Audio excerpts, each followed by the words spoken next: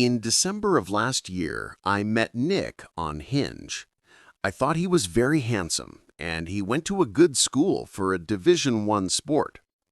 Before we first met, he seemed incredibly respectful and asked many questions trying to get to know me. The first time we spent time together was an odd experience. He asked me how I did on the SAT, wouldn't stop complimenting my rosy cheeks, put a used nicotine pouch in my mouth while we were kissing, and even took my lighter by mistake just so he'd have an excuse to come see me again. He also told me he had lost tens of thousands of dollars through unhealthy habits related to gambling. Obviously, my judgment was questionable, but I continued seeing him because I found him oddly endearing, and he still seemed like a very sweet guy. He went to school in another city, so I saw him only a few times over the next couple of months when he came back home. That's when the red flags really started showing. The third time we hung out, he asked to take me on a date, but showed up 2.5 hours late, then brought me to a simple pizza place where I watched him finish an entire pizza while I sat there waiting. After the date, he confessed to me that he struggled in the past with substance issues and had gone through treatment during his freshman year. He also told me a story about one of his scars, how he once behaved inappropriately toward a woman at a gas station parking lot in high school, leading to a messy confrontation. He even got upset that I was wearing a coat from the men's section and that I had cut my hair shorter than when he first met me. Eventually, we became exclusive and started dating. I know. When I agreed to be his girlfriend, he was so happy he cried. That same night, he revealed that he came from a billionaire family.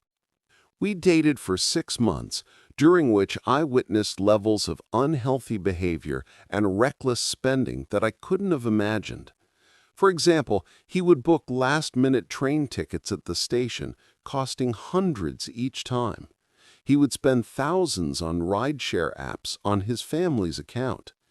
His parents paid him $50 per hour to walk the dog, and he worked for a charity his mom created that paid $30 per hour.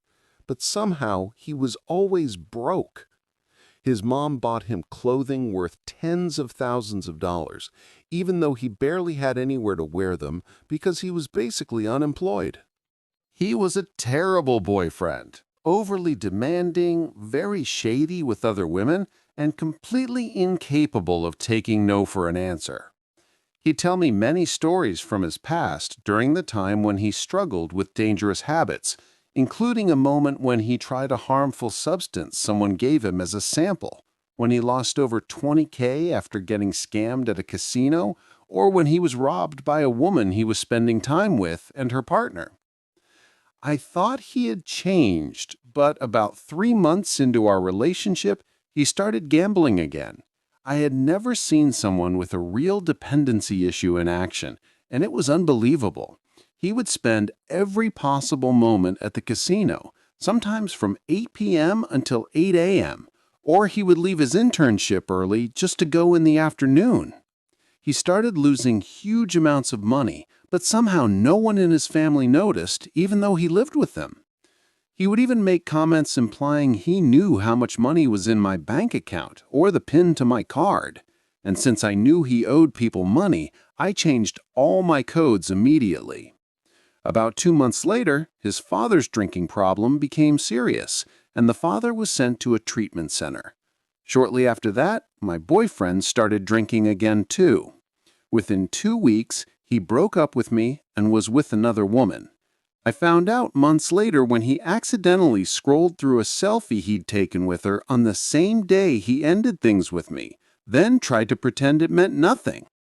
By the end of his relapse, he was intoxicated 24/7 and would call me to insult me and brag about his superior education. No one in his family realized he had started drinking again, so I ended up telling his sister. Within 24 hours, they sent him back to a treatment center, the same one his father was in, costing $1,200 per night. Then the center said only one of them could stay, father or son, so the father chose to stay, and he sent his son to a lower quality facility. Eventually, he got out and moved into a halfway house, but I told him I no longer wanted to be with him. He immediately left the program and came straight to my house. A few weeks later, I found out about the other woman, and I also started to question a formal event he went to just 2 days before we started dating. When I ended things for good, I had tried many times before, but he would cry and beg, and unfortunately it worked. He completely lost it. He threatened to send my personal, sensitive photos to my father and my workplace, threatened to file a police report unless I paid him $1,000 in cash to compensate him for any dates we had ever gone on, even though we usually split the bill, and even threatened to have me placed in an institution through the Marchman Act, something I later discovered only applies in Florida, where we do not live. He became obsessed with the idea of me going with him to his friend's engagement party. After I blocked him everywhere, including email, he messaged me through Spotify, threatening me again if I didn't go with him. He also hinted that he had installed a hidden camera in my room and suggested he had given me something medically concerning. It was a wild situation that I should have escaped much, much earlier, but it does make for a shocking story. And there were 1,000 more bizarre moments I didn't even include, like when he sued his college for failing classes because he didn't submit assignments, his weird obsession with comparing himself to his younger brother, and his dramatic ex-girlfriend who harassed me the entire relationship. Now I finally understand her.